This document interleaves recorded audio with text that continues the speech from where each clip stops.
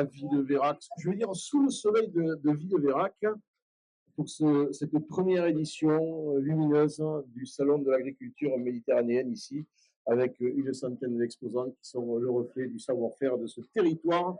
Et à mes côtés, je veux dire, un des personnages incontournables du secteur, Yvonne Collet, bonjour. Bonjour, vous êtes maire de Saint-Geniès-des-Bourgs, c'est ça? Ouais. Depuis 30 ans, il faut le souligner, hein, c'est une belle performance.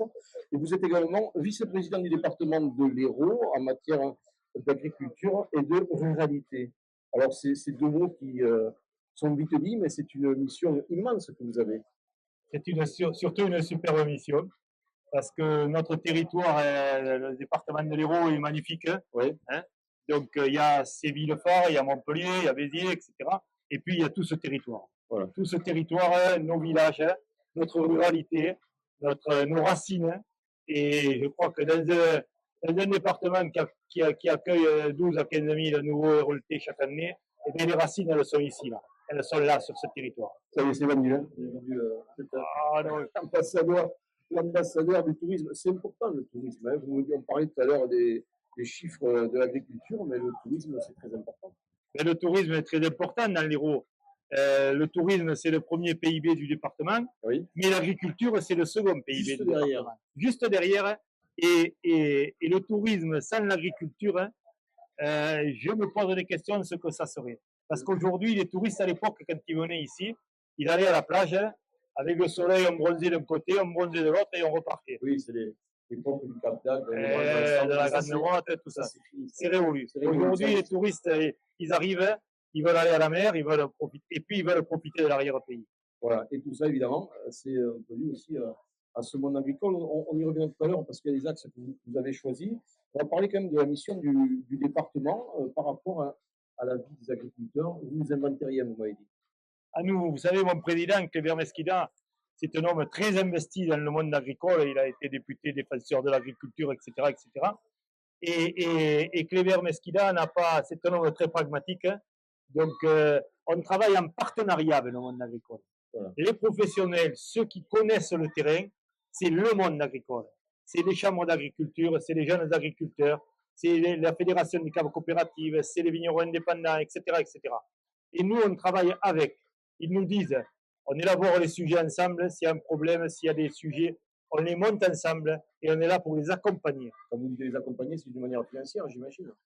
Financière, réflexion, ouais. Pas que. Donc, vous savez, un bon partenariat, quand il est bien, et je salue nos interlocuteurs, les gens que j'ai cités tout à l'heure, pour cette intelligence d'esprit qu'ils ont de travailler avec le département de l'Hérault. Je crois que bon, on élabore des projets ensemble, on les construit ensemble, et quand on trouve les solutions ensemble, et on est heureux. Tout le monde y gagne. Hein. Les agriculteurs font venir des touristes, les touristes font venir des agriculteurs, et c'est gagnant-gagnant.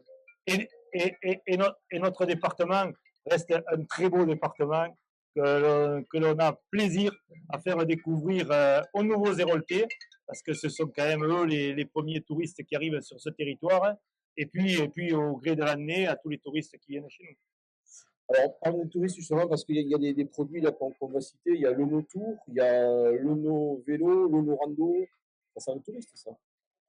Il y a quelques années, à la demande du guide du routard, on a été le premier département à avoir un guide du routard dédié à la viticulture. Donc, c'est le directeur du guide du routard qui nous a sollicité. Et vous savez, ça fait des jaloux parce que le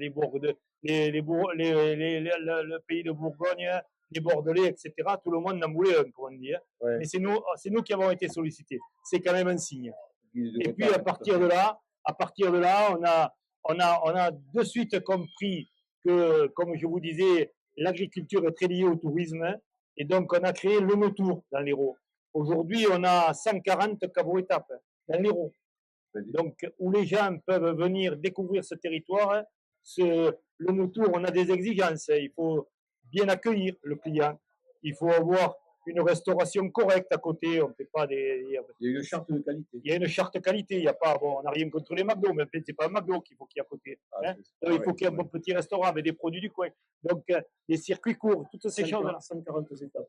140 caveaux étapes aujourd'hui. Ouais, ça veut dire qu'il faut plusieurs semaines pour mettre sur les assidus. Hein.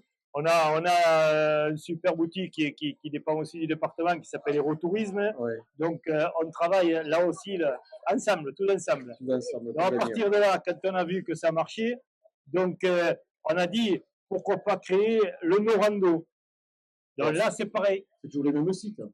Le Norando, on s'est mis en relation avec la fédération départementale de la randonnée. Oui, Pareil, on construit ensemble.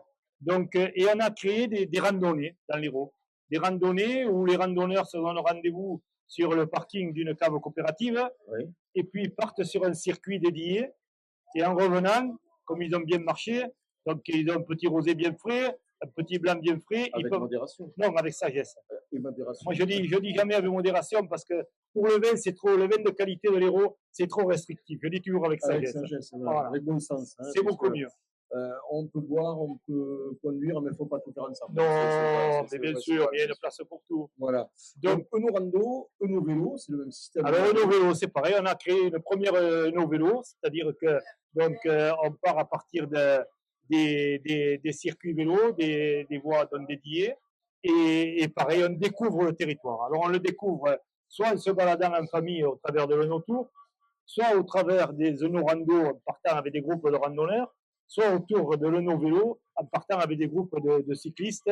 Et aujourd'hui, avec les vélos électriques, c'est encore plus facile. Encore plus facile. Voilà. Des moyens de... Et on a un quatrième produit cher à notre président Cléber Mesquida, qui est en gestation et qui va sortir cette année, c'est le Conchini Tour.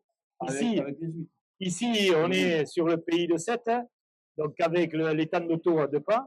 Et bien là, on va créer le Conchini Tour de l'Hérault, c'est-à-dire que on va créer un circuit autour de l'étang d'auto, Oui. au travers des masses, même jusqu'au petit port de Vendre, hein, donc où on va faire découvrir, donc avec les ostréiculteurs, on va faire découvrir donc, des lieux de dégustation, les caves, que ce soit Picpoul de Pinet, Florensac, donc toutes ces caves-là derrière sont un partenariat, et puis tous les vins de l'Hérault. Donc j'imagine qu'il y a des sites qui vont avoir à la fois les visiteurs de nos vélos, les visiteurs de nos randos et les visiteurs de votre dernière Du Conchini Tour. Voilà. Ah ouais. Donc, tout ça, eh bien, c'est favorisé. Tous les chemins mènent.